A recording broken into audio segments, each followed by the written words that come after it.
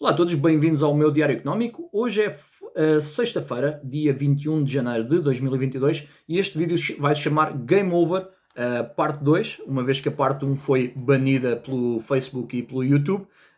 Portanto, o assunto que eu estava a abordar no vídeo de quarta-feira passado provavelmente pisou um nervo a alguém e eu julgo que não foi direto. O Facebook baniu o vídeo, mas eu julgo que foi alguém que fez uma queixa formal em relação ao vídeo, alguém que deve ter sentido ofendido, fez uma queixa, e então a justificação que eles deram era que eu estava a passar desinformação em relação à vacinação, em relação ao Covid. Portanto, eu estava a passar má informação, desinformação. Portanto, essa foi a justificação que eles me deram. Eu julgo que estava a falar apenas factos, mas obviamente também tenho as minhas opiniões e estamos num mundo extremamente, estamos a entrar por um caminho muito complicado em que a opinião e a liberdade de expressão está cada vez mais em risco. O nosso direito de termos a nossa opinião, o nosso direito de termos liberdade de expressão está cada vez mais em risco, em que estas mega corporações têm o poder de silenciar quem elas quiserem silenciar e de forçar a narrativa que elas querem forçar. E para além disso também temos estes indivíduos que têm esse poder de chegar, fazer uma queixa e então eliminarem a voz de alguém. Portanto, se nós formos a ver na história, tanto na história de Portugal, em que tivemos, por exemplo, o regime salazarista, que não teria sido possível se não houvesse uma grande fação da população que ajudava o próprio regime a impor. Para aqueles que são mais velhos ou que leram história, sabem que dentro das próprias famílias, à mesa de jantar, tínhamos que ter extremo cuidado para não falarmos determinadas coisas erradas contra o regime, porque não se sabia se no núcleo familiar estaria alguém a trabalhar para o regime. Da mesma forma que nos anos 30 até 1945, também na Alemanha, também não seria possível que o regime que houve na Alemanha existisse sem que houvesse uma grande percentagem da população tanto que tolerasse, como concordasse, como que ajudasse a forçar esse regime. E era nisso que nós estávamos a entrar aqui nos últimos 2 anos, um regime de apartheid médico, em que uma fação da população sentia o poder de poder forçar a outra percentagem da população a um procedimento médico sem a sua própria autorização. Portanto, eles sentiram aquele poder que lhes era dado pelo governo para poderem forçar a sua opinião sobre os outros. Obviamente que para quem leu história e para quem sabe de história, isto nunca acaba bem. As ramificações são sempre catastróficas e nós sabemos que quem está do lado da liberdade, historicamente, está sempre do lado certo da história. Quem está do lado da opressão, geralmente está no lado errado da história. Portanto, mas a razão pela qual eu fiz o vídeo na quarta-feira foi para celebrar o facto de, aqui em Inglaterra, terem sido levantadas todas as restrições, todos os mandatos, portanto, os mandatos de procedimento médico e os passaportes do procedimento médico, e peço desculpa que eu tenha que falar assim, uma vez que eu não sei se eu utilizando determinadas palavras posso voltar a ser banido. Portanto, vamos falar de procedimento médico e os passaportes do procedimento médico foram riscados. Portanto, a partir deste momento, aqui em Inglaterra, já não somos ninguém é forçado a passar por esse procedimento médico. Os mandatos de utilização de pano na cara também já vai cair por terra. Portanto, um passo importantíssimo, mas vamos ter atenção que apenas estão a acontecer, estas medidas estão a cair por terra apenas forçosamente, não que eles tenham a vontade de perder estes poderes todos que acumularam durante estes últimos 2 anos, mas que foram forçados, uma vez que a opinião pública, demasiada gente já acordou para a hipocrisia de quem está no poder. O primeiro-ministro foi apanhado a fazer uma festa após ter encerrado o país completamente, após ter colocado, feito estes mandatos draconianos, foi apanhado numa festa que eram mais de 100 pessoas. O próprio antigo ministro da Saúde, que foi forçado a ser despedido, foi apanhado também com uma amante, numa altura em que não podíamos estar em contacto com diferentes núcleos familiares, com casas diferentes. Portanto, todo esta amalgamação de escândalos forçou a mão do governo britânico. Neste momento já tivemos também Biden a fazer uma conferência de imprensa em que se pode ver que vai também pelo mesmo caminho, uma vez que o povo norte-americano, que é a terra, para eles ainda, é a terra da liberdade, também não está disposto a aceitar este tipo de mandatos. Portanto, a narrativa está a cair por terra. Ainda bem que está a cair por terra. Infelizmente, os danos causados, muitos deles vão ser irreversíveis. Portanto, danos psicológicos. Temos futuras gerações que tiveram a passar, crianças que tiveram a passar 2 anos a ver o mundo à volta deles tapado, sem poderem ver expressões faciais, longe do núcleo de ensino, perderam 2 anos de ensino praticamente, 2 anos de desenvolvimento. Temos uma economia quase em hiperinflação, em que um casal que estava a tentar poupar para comprar uma habitação, neste momento tem que poupar mais 30% porque o preço da habitação subiu exponencialmente. Temos o pensionista com uma pensão fixa que neste momento perdeu 15 ou 20% de poder de compra e que vai passar o resto dos anos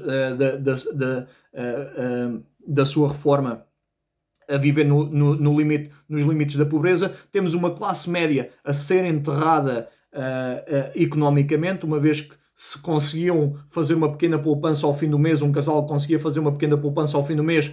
Neste momento, todos os bens de consumo estão tão caros em que não consegue mais fazer esse tipo de poupança, não vê um futuro promissor. Portanto, estes são problemas que vão ficar, que vão ser irreversíveis.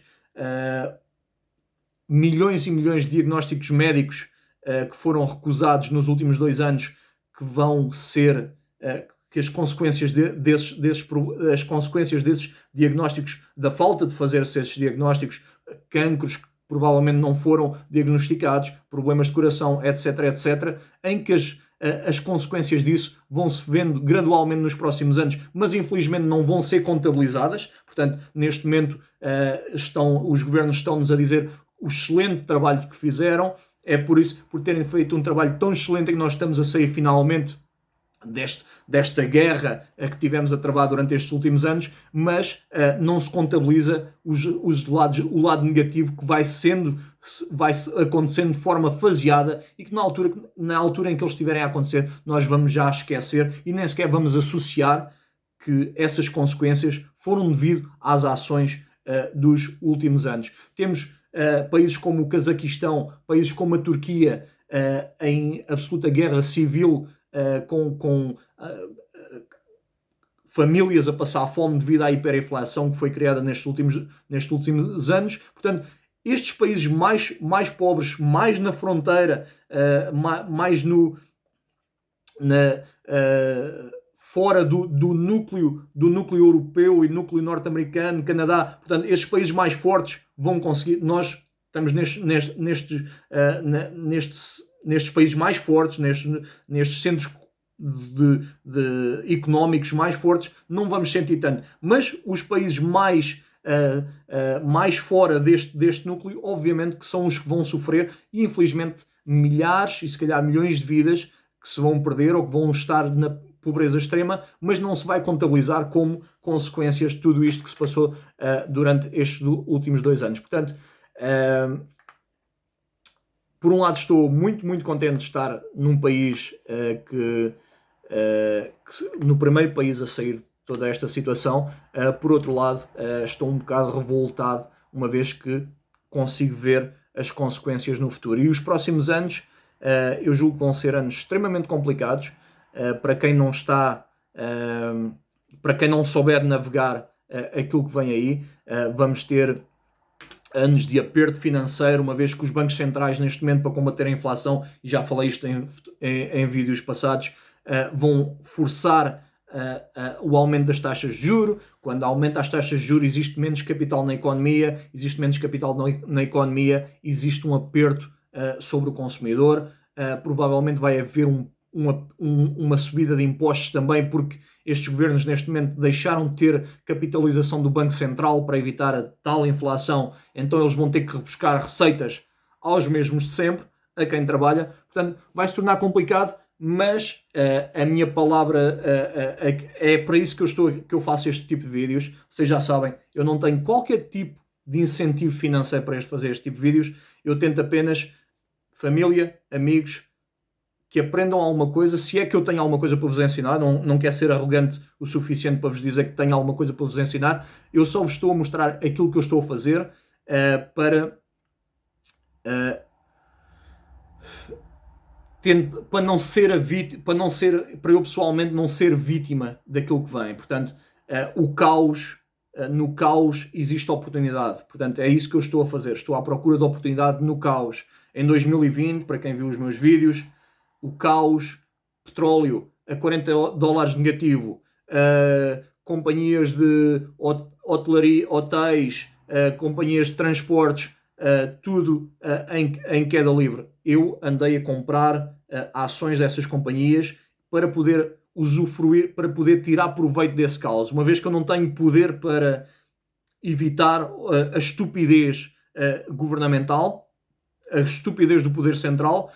Aliás, não é estupidez, eu julgo que a grande maioria destas ações são altamente planeadas, mas pronto, eu não tenho poder para influenciar isso. Então, o que eu faço é, eu coloco-me no lado certo para poder tirar proveito, porque eu tenho que ver os fluxos de capital, porque o grande capital, os grandes fundos de investimento, os grandes bancos de investimento, aí é esse capital que eu sigo, a ver onde é que eles vão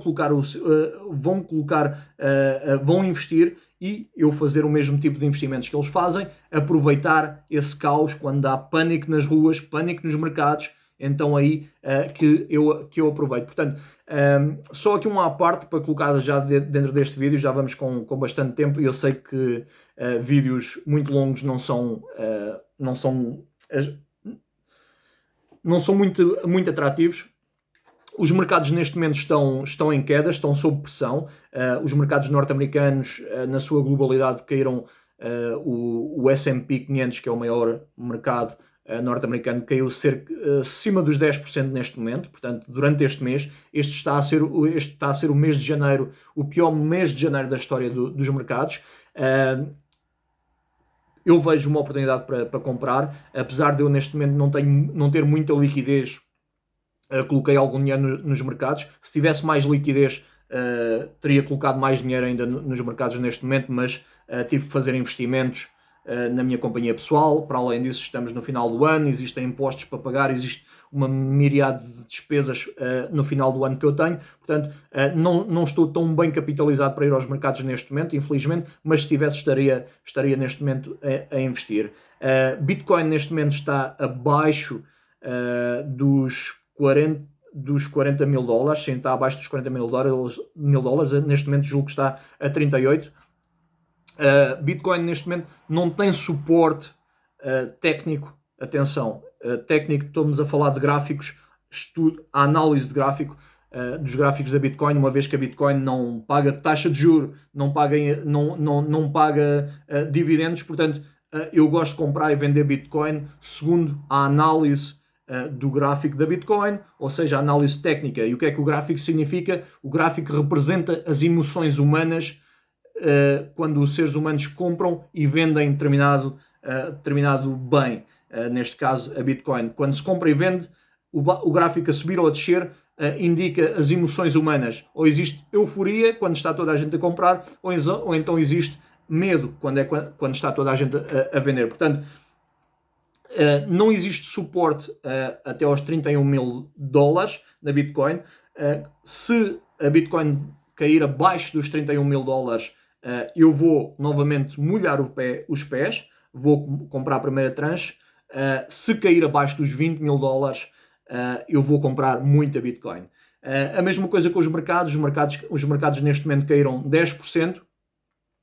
Eu investi mais um pouco nas companhias que eu estou interessado, uma vez que eu não compro os mercados na sua totalidade, eu compro companhias específicas, como vocês já sabem, mas, por exemplo, a minha companheira, uma vez que ela não faz pesquisa de mercados e tudo isso, ela compra os tais fundos em que está investido numa cesta, num cabaz de empresas. Portanto, ela compra um fundo que representa o mercado norte-americano, compra outro fundo que representa o mercado chinês, compra outro fundo que representa o mercado britânico. Portanto, é assim que ela faz. E é assim que eu aconselho, apesar disto não ser conselho financeiro, mas é assim que eu diria que é a melhor forma para quem não quer estudar companhias ao nível que eu faço, para quem não quer estar horas e horas por semana a fazer análises que eu faço. Eu julgo que a melhor coisa é comprarem essas tais ETFs, esses tais fundos,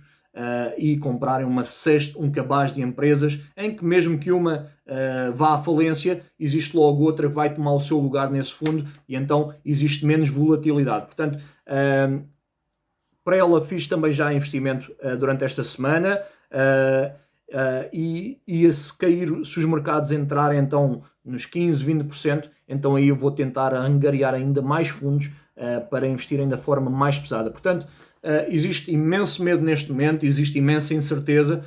O grande inimigo dos mercados são as taxas de juros, porque estamos num sistema de dívida. Portanto, as taxas de juros são o grande inimigo da dívida.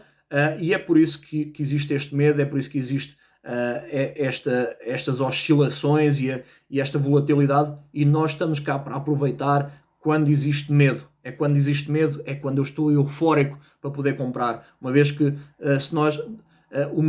o mercado, quando está em saldos, é quando vamos comprar, não é? Quando vemos uma loja de sapatos está em saldos, é quando nós queremos ir comprar. Então os mercados devem ser a mesma coisa. Infelizmente os investidores fazem o contrário. Quando vem o mercado a subir, toda a gente tem medo de perder o comboio, toda a gente quer comprar. Eu tento treinar-me psicologicamente para fazer o contrário. Quando toda a gente está em pânico, eu tenho a minha reserva de capital para poder comprar as ações desta gente a preço de desconto. Portanto, é isso. Eu espero que este vídeo não seja banido. Um momento muito, muito, muito positivo. Eu julgo que a primeira peça do dominó, a primeira peça, esta narrativa está a cair, esta charada toda está a cair neste momento, e eu julgo que este é o primeiro passo para voltarmos ao ativo. Ano 2022, termos em atenção companhias de hotelaria. Atenção aí, quem está em Portugal, a Galp é capaz de ser uma companhia interessante, petróleo, energia. Eu vejo muitos aviões a levantar voo durante este verão. Eu vejo a hotelaria ao rubro durante este verão. As pessoas estão fartas de estar fechadas em casa, estão fartas de serem impedidas de viajar, e eu julgo que este vai ser provavelmente um verão bombástico. Eles já não têm forma nenhuma de nos manter fechados em casa. Acabou. Game over. Tchau, tchau. Um abraço a todos. Fiquem bem.